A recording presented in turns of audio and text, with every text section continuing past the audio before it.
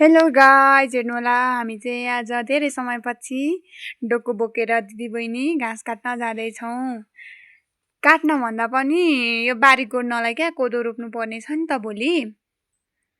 अनि त्यसैले हामी चाहिँ मकै बारीमा जाँदैछौँ। हेर्न सक्नुहुन्छ बर्खाको समय झोडी छ नि त। अनि हामी चाहिँ दिनभरि काम गऱ्यौँ यसरी गफ गर्दै दुईजना। बुवा चाहिँ अलिक पर हुनुहुन्थ्यो।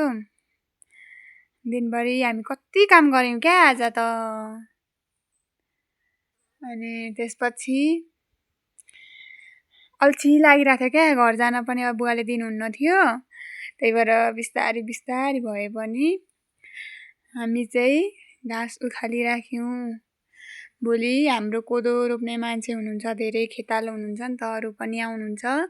त्यसैले हामीले यो गरालाई चाहिँ आज फिनिस्ड बनायौँ क्या, सरसफाइ गरेर। अनि यो कोदो चाहिँ अस्ति नै रोपेको थियो, आधी रोप्न बाँकी छ यता। अनि अब भोलि रोप्ने हो, हेर्नु होला।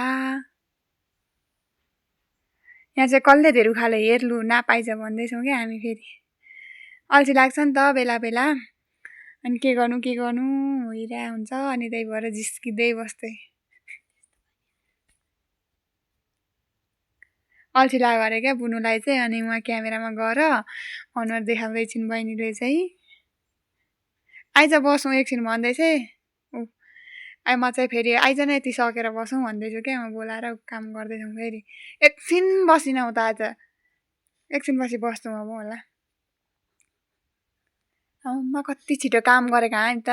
तपाईँहरूलाई पनि चाहिन्छ भने हामीलाई भन्नु है, बोलाउनु है। यस्तो खतरा काम गर्छौँ कि हामी। हेर्नु त राम थोरै काम गरिसकिनौँ आज त। अब चाहिँ हाम्रो मिठो मिठो बात हुन्छ क्या थकानसँगै। के को धेरै बेर बस्नु, बुवाले देखिहाल्नुहुन्छ, कराइहाल्छन् भनेर उहाँ काम गरेको गरे। राम हेर्नु त उहाँ थोरै गरेछु भन्दै आजको हाम्रो यो भ्लग चाहिँ यहीँ अन्त्य हुन्छ।